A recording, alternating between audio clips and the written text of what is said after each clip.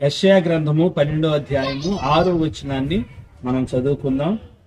నీ మధ్యనున్న ఇశ్రాయేలు యొక్క పరిశుద్ధ దేవుడు ఘనుడై ఉన్నాడు. దేవుని బిడ్డలారా, మనము ఒక పాట కూడా ఎప్పుడు నేను పాడుతూ ఉంటాను, మీరు వింటా ఉంటారు కదా. మహాగణుడా, మహోన్నతుడా, అనంత జ్ఞాన సంపన్నుడా, మహాకృప తేజో పరిశుద్ధుడా అని.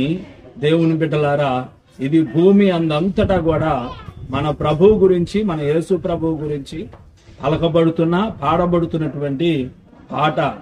ఆయన ఘనుడై ఉన్నటువంటి దేవుడు, ఆయన ఘనమైనటువంటి కార్యాలు చేసేటువంటి దేవుడు. నిజంగా అనేక మంది జీవితాల్లో దేవుడు గొప్ప గొప్ప కార్యాలు దేవుడు చేస్తూ ఉన్నాడు.